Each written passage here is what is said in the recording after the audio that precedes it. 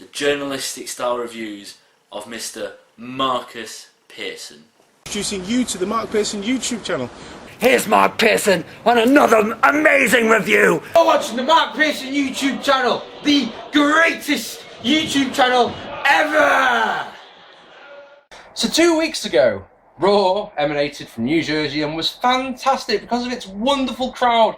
Last week, the crowd didn't seem to give a shit as much. This week, though, Raw is here, live in London in the UK, and the crowd will be awesome. Won't they?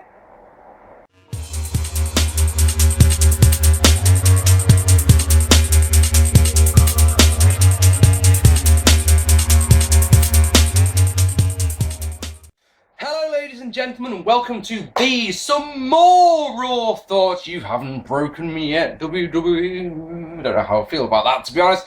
Raw emanates tonight live from London, England, which of course means you get the customary set. There's a red phone box, there's a British black cab. That's how you know you're in England. It's not like there's a fucking TARDIS there on the stage. That'd be better, wouldn't it? Would anyone object to that at all, really? Would anyone object if there was a TARDIS there instead of a red phone box? Anyone?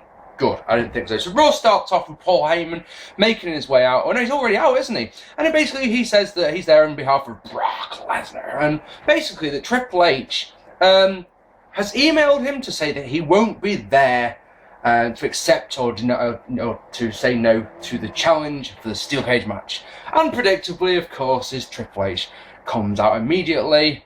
You can tell Brock Lesnar, yes, pedigrees him, and then leaves. And that was obviously worth the round trip, wasn't it, for Triple H? It was a decent segment, it served its purpose. Paul Heyman's my favourite bit of Paul Heyman was the self-depreciation, where he says, I've developed a reputation of a liar. I don't know where that's come from. Superb stuff. In our first match of the evening, R-Truth defeated Antonio Cesaro in what, 2.5 minutes? Something like 2:15 in fact. And what the fuck has Cesaro done? I mean, what has he done to someone to get treated like this? R-Truth. The best part of this match, right, was R-Truth doing his old singing thing and the whole what's up when he came to the ring. That's not the best bit. It's the yodeling that Cesaro responded to it. At the end of the day, make the most of a bad situation and do something entertaining, I suppose. Truth wins in 2:15.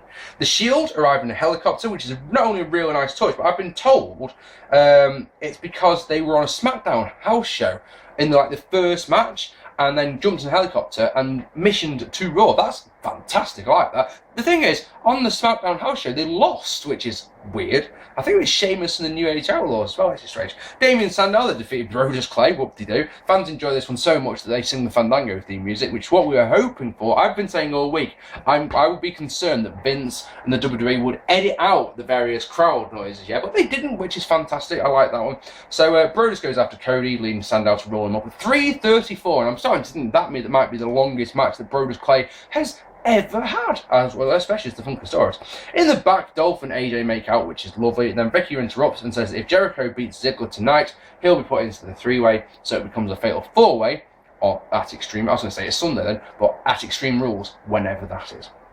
The Shield got another promo about justice. It's really good. Roman Reigns doesn't get to say anything though, which is it's sure an indication of of how they feel about his mic skills. Next, Dolph Ziggler then defeated Chris Jericho in a good match. It wasn't a great match. It wasn't as good as it wasn't even as good as their SummerSlam match last year. Remember their SummerSlam match? I gave that one 3 stars. Believe me, I went back and checked. The thing about this match is, I've said before, crowd noise makes a big difference to me.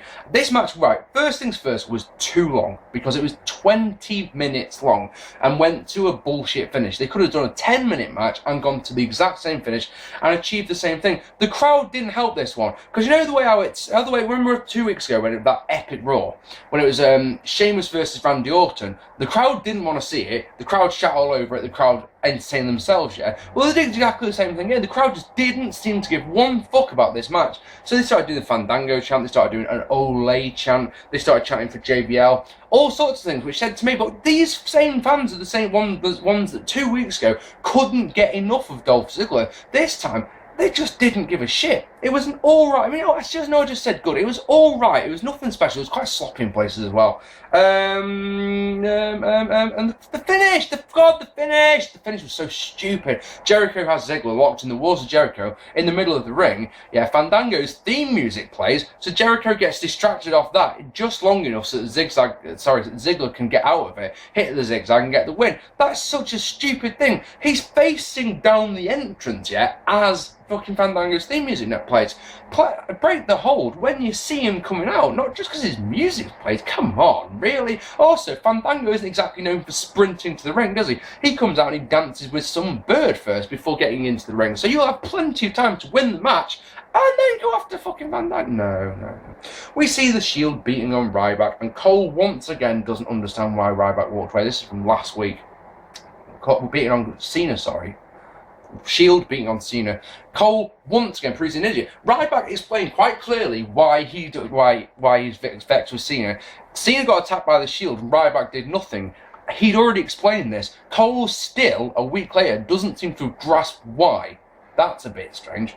In the back, Rick Foley plugs a new DVD, it's lovely. Cody Rhodes then defeated Tensai in a match where... Tensai defeated Cody Rhodes, I'm sorry, I don't know why I've written that.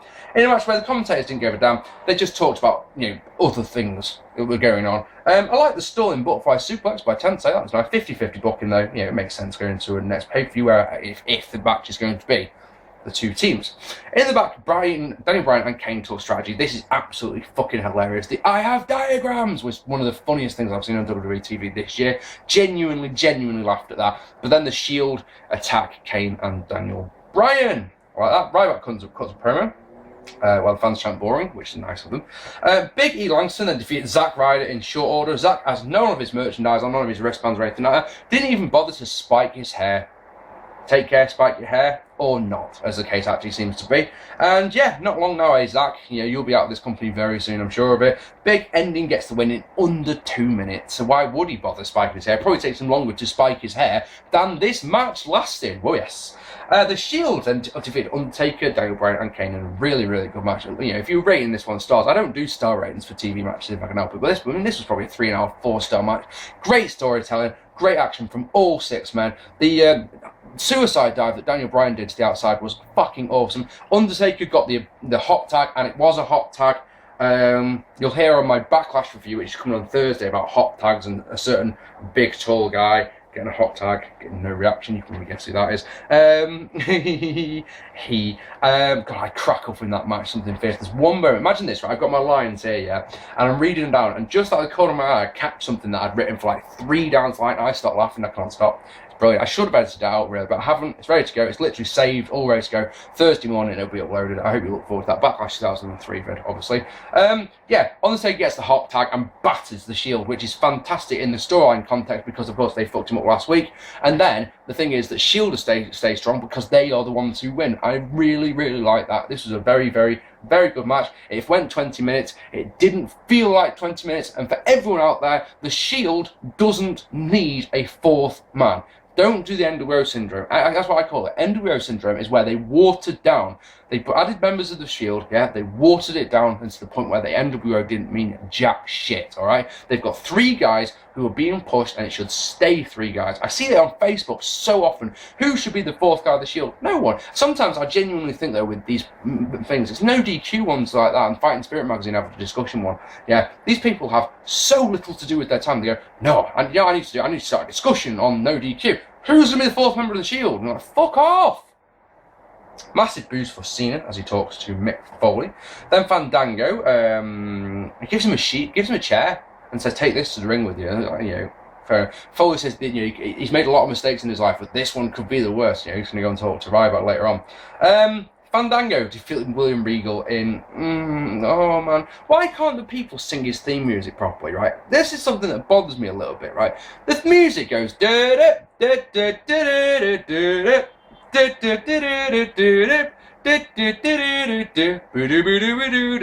fans just keep going because they only know that bit. That actually gets on my nerves. It's like, because you're not actually doing it properly, are you?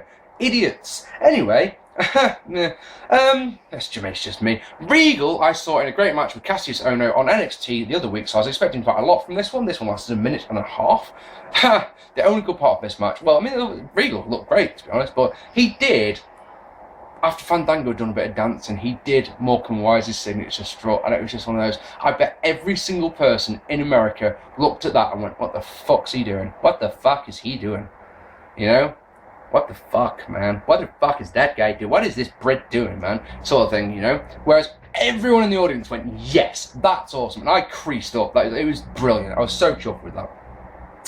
And then King calls him Stephen Regal by accident, which is funny. I can't say anything, right? I will talk to you why in a second about GPW and what happened on Friday night. I can't rip commentators anymore, I just can't, I'm not allowed. Y2J comes out, launches Fandango off the stage, and then steals his bird with some dancing, which is lovely. And then in our main event, AJ Lee won a 5-diva battle royale. How can you have a battle royale when there's 5 of them in there? Just take one of them out. Incidentally, it wasn't, I mean, it's for the number 1 contendership, but didn't one of the Bella twins win last week a number 1 contendership? And I guess it's because, yes, they cheated to win, but I mean, come on, this was stupid. This was so daft. AJ got KO'd by Tamina, who is the daughter of Jimmy Superfly Snuka, and I didn't know that. They should mention that every time she's out, genuinely.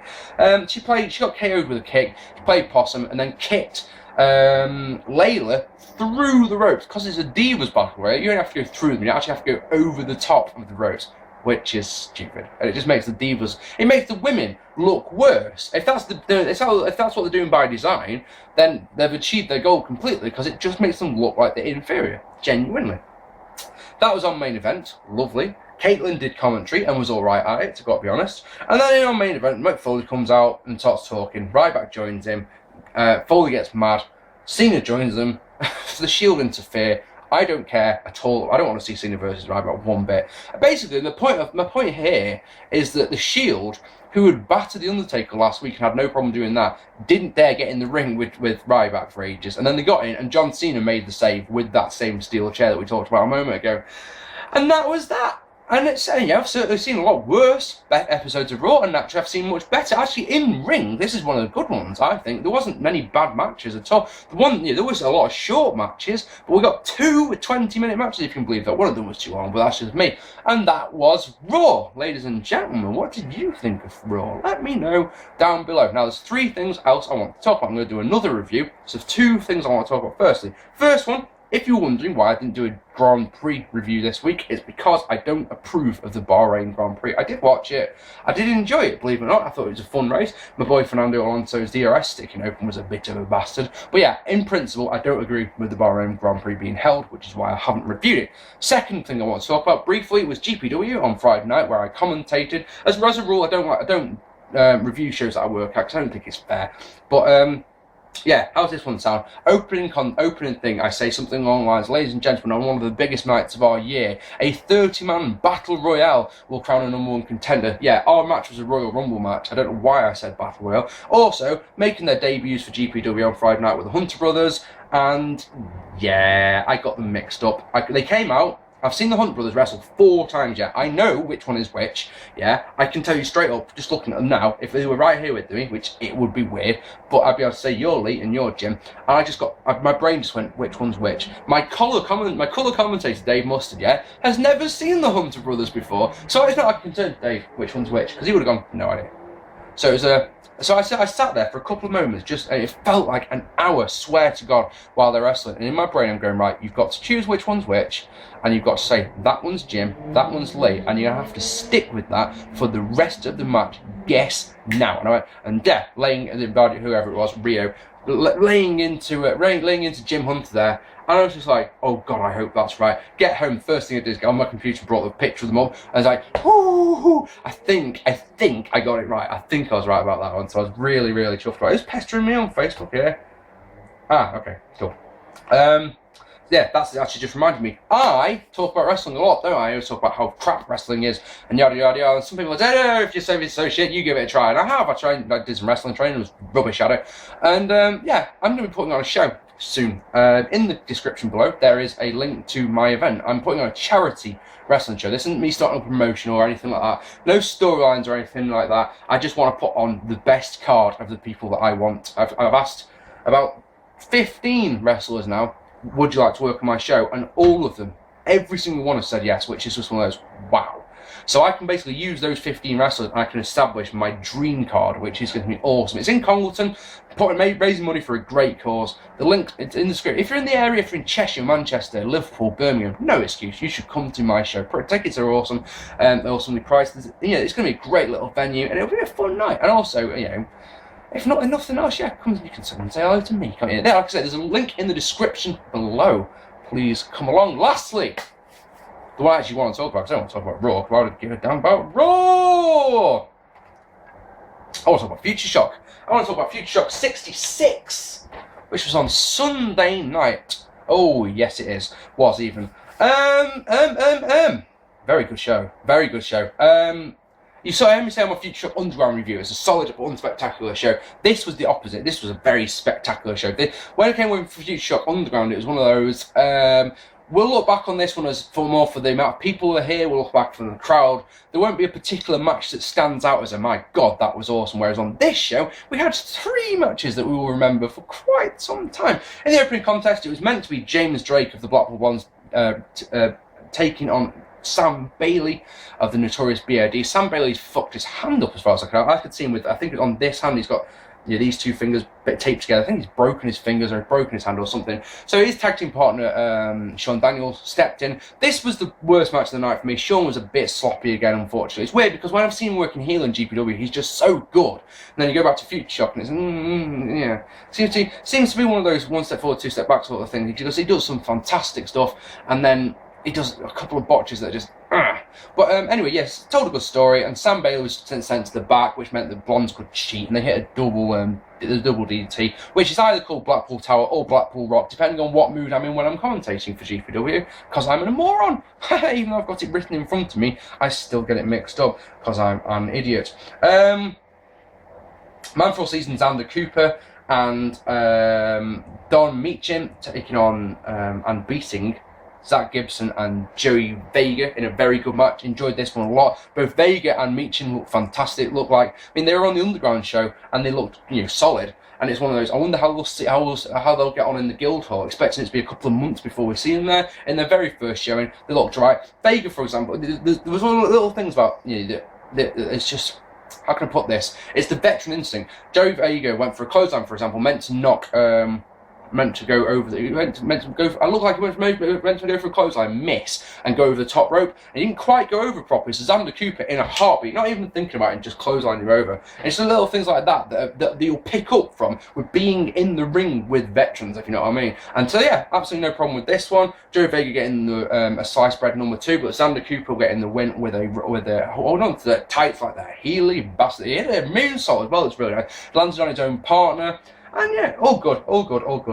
Third match was a genuine surprise. If I'd done a predictions vid, I would have told you that this match was the one that I was looking forward to least. Nordic Warrior taking on Simon Valer.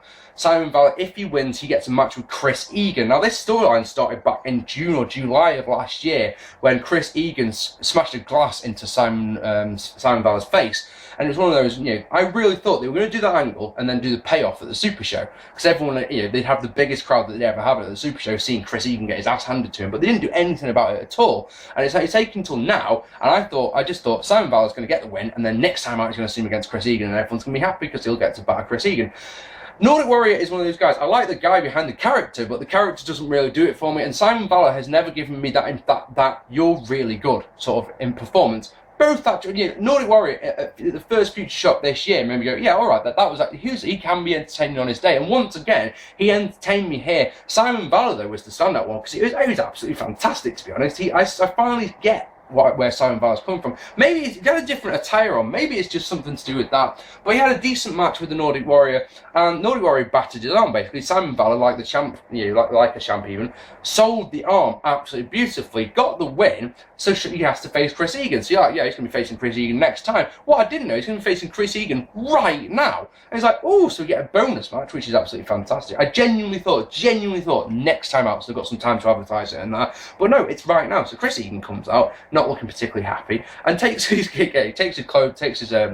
clothes off. He's got his ring gear on underneath, Mark Adams, the ring announcer, actually cracks up when he goes to say the greatest man who ever lived, and it's like, that is just fantastic. That made me chuckle a lot. Chris Eagan, though, what I was expecting from this match is, I turned to Cy, the guy I was sat with, and said, this is going to be a squash. This is going to be Simon Valer absolutely battering him, and it just wasn't. And that's why I love this match, because it was really competitive. It was really, they beat the crap out of each other, genuinely. Simon Valer selling the arm the whole match. So Chris Eagan worked the arm the whole match. That was fantastic. Eagan got a fucking double arm DDT out of nowhere. That was just one of those, wow, where the hell did that come? And it put Cy on the top of his head. That was fantastic. They tried to repeat the angle that had started all this by Chris Eagan glassing Simon Valer. Simon Valer ducked, though, and the Nordic Warrior, who had stayed out and was holding Cy Valer's arms behind him, gets cracked with the glass. And it was one of those, wow, glass goes everywhere. And it's like, damn, that looked nasty. Pieces of glass coming. I've got such a good photo of the glass exploding. It's wonderful. Cy Valer getting the win. Because he uses a big club, really stiff worker. He uses a big forearm to the jaw. And he goes to do that. So Chris Eagan manages to put his hands up to block it. So Cy Valer sort of just bounces off the ropes and uses the left arm to hit him with a massive lariat to get the win. 1, 2, 3. Fantastic. I like that one. Our final match before the intermission was Josh Bodom defeating Dave Rain in a last man standing match. High expectations going into this one, and this one my expectations were out of the water, because god damn, this was brutal. Really, really fun match. It was exciting. There was loads of weapon uses. Dave Rain hit a main event spine buster on Josh Bodom through the merchandise table. It was a nasty looking spot. There was chairs, there was tables, all kinds of just wrong stuff. A brainbuster, I think, off the top rope. It was either a brainbuster or a superplex. It looked like a brainbuster from where I'm sat, off the second rope through 2 big MDF boards on Dave Rain. That was really nice. And Jesus Christ, it was so. The thing about this match, it was so stiff as well. The chops and that. Jesus, at one point, one of the chops that Josh did hit Dave Rain right here, and it was one of those, we made a running joke of it, that his nipple went flying off because it was so hard. It was, it's ridiculous. They went all around the building. Not all around the building, all around the room. There's one point they've got some uplighters at the back, and they both walked across them, and it just looks so sinister. The look on Dave Rain's face with this uplighter was just, it's fantastic, absolutely brilliant. Quite a surprising finish as well, because Dave got some gaffer tape and taped Josh's hands together. He then went to hit him with a chair, but it was tripped up, so the chair went into the ropes, came back into his head, and Josh then, I don't know how the hell he did this one, but actually managed to do a standing drop kick, so the chair went into his face. And then both of them, because it's last man standing match, both of them struggle up. And at 9, Dave, just put himself up and falls backwards so that Josh gets the win. And then, in a move that I don't think anyone saw coming, anyone in that building at all saw coming, as Dave gets, wants his revenge, gets the chair, picks up the chair, looks like he's going to hit Josh. But who stops him? Who makes the save? But Ryan Bodom, who I talked about at the Underground show, was back on camera work this time, which was quite a bit of a surprise at first. You think he'd have graduated from camera work here, but no, of course there's a reason for it. He gets the chair, he stops the chair, as Dave's got it up in the air here, he grabs onto it, and he uses it on Dave. And everyone's like, awesome, we're finally going to see the Bodom brothers teaming up for the first time, and he just goes, bam, cracks Josh with it, and it's like, oh shit, sort of thing. It means we're going to get the Bodoms feud, I assume. I don't know where it's going. I don't know how I feel about this one. It's a genuine one. I want to see the Bodom brothers team up, but you never know. There might be some reason behind it. I don't know. At the end of the day, Ryan's got the right to be able to say he's been living in the shadow, but at the same time, if it was me, I would have mentioned on commentary that Ryan Bodom was on the camera work, because then you've got the story I already told, haven't you? You've got one guy kicking ass and taking names in the ring, one guy's just a lowly cameraman. I don't know, that's what I would have done. But we came away from that buzzing. We went outside for some fresh air, because I was so hot in there. Went outside for some fresh air and was just like, that was fucking awesome. And I'm sat there going, genuinely, that might be my favourite Futureshock match. And I thought about it, it's like, it can't be, because I'm a technical wrestling guy. I don't like weapons and brawling and all that, but it was just so engrossing. It was so engaging. It kept me on the edge of my seat the whole thing. Couldn't tell you who was going to win. Absolutely loved it. And after that one, Now I've got on my thing here. I've got it down that there was a singles match next, but I could have sworn it was models taking on the Project Ego. It was Joey Hayes, Danny Hope taking on Chris Travis and Martin Kirby. This was pure entertainment, but don't get me wrong. I'm not going to sit here and tell you it was a bad wrestling match by any stretch of imagination. This was a really good wrestling match, genuinely entertaining stuff. It's just that it from wrestling side point of view, I mean, genuinely entertaining stuff. What I mean is it was just. The chemistry these four guys have is so apparent and so obvious. At one point they got on each other. Martin Kirby picks up Chris Travis on his shoulders, and Danny Hope picks Joey Hayes up on his shoulders. They start wrestling the match with her on the shoulders. So picture the scene, yeah. They do a lock up on each other's shoulders. They do an Irish whip on the shoulders. Imagine Martin Kirby doing this as he goes. Sorry, Chris Travis doing this as he goes across the ring. It was so entertaining. I've got so much time for both these two teams, especially the models. Models are my absolute favourite tag team in this country at the moment. So that's all good.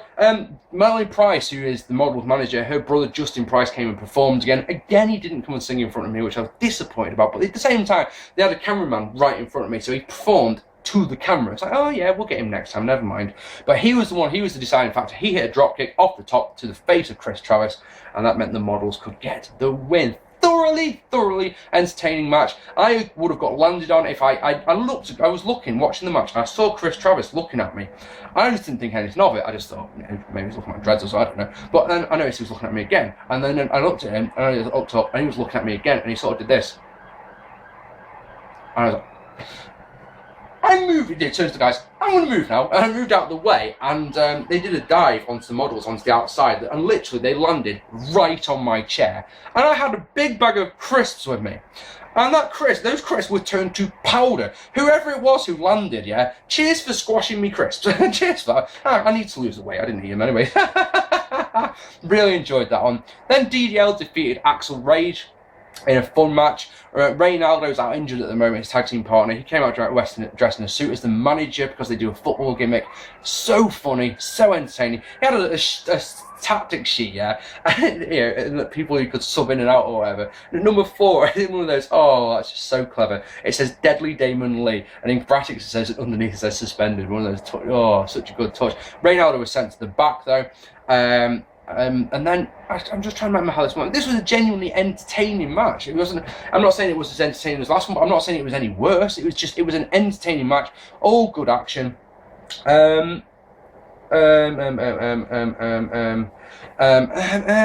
James Drake kept trying to interfere. So at one point, BAD came through the fire door. Took out James Drake, and a stunner, I think it was, got the win for DDL. Now the main event was meant to be Cyanide defending the championship against Noam Dar. I wasn't looking forward to this match, believe it or not. I like Noam Dar a lot. The big man little man match, I just in my head I couldn't see it being good. I was going to go into it with an open mind.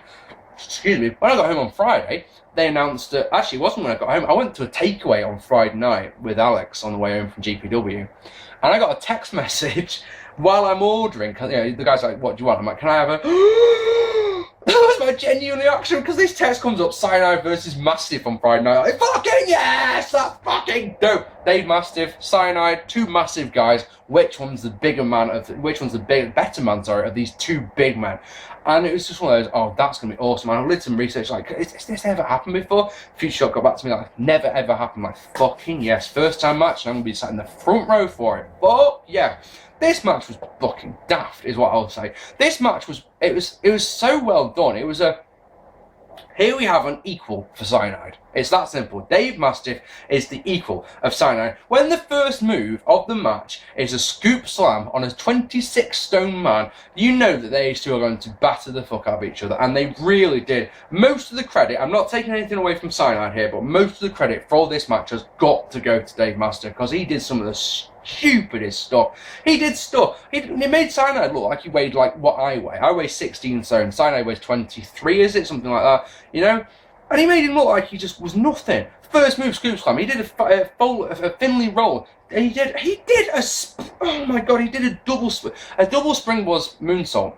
where he bounce on the second rope, then off the top, and do a moonsault. Just like incredible. Hit a TKO. Cyanide hit a TKO, sorry. And then, oh my god, they did the moonsault. Cyanide got German suplex into the turnbuckles, which was ridiculous. And then Mastiff went for his big cannonball. Cyanide was able to move and hit the choke bomb to get the win. I mean, that description I've just given you there doesn't give this match half the justice or half the credit that it deserves. It was a... Any guesses? Go on, have a guess. Oh, I can't see. That's gone. Oh, it's ambulance. There it is. There it is. There it is. There it is. But behind the buildings. There's one on the Backlash review. Believe it or not. Yeah, I'm not giving that match half the credit it deserves. Genuinely, there was 3 matches on this show. The last man standing, the tag team match, and the main event, they were all superb. There wasn't a bad match on the card, though. There was a bit of sloppiness in the opening contest, but me, I can ignore that one. And yeah, a genuinely fantastic show. Coming away from Futureshock just absolutely buzzing, like we always do. I mean, we always seem to be able to say something along the lines of, isn't it strange how we go to all these shows, but the one that is consistently brilliant is this one here. And that's the truth. That is just the truth. Every fucking Futureshock show, we come away with that exact same feeling. Ladies and gentlemen, thank you for sticking around for that. That's awesome of you. I will be back on Thursday, like I say, for Backlash 2003, another episode of 10 years ago. I will finish off my Q&A on Sunday. In case anyone's wondering, we've had parts 1 and 2. There's still 30 questions to go. Maybe more than that, I don't know, I haven't actually looked. And yeah, I'll do those on Sunday for you, okay? I've been Mark P. Hit that subscribe button, hit that like button. I'll see you all on Thursday. Thanks for watching, guys. Take it easy. Wrestling.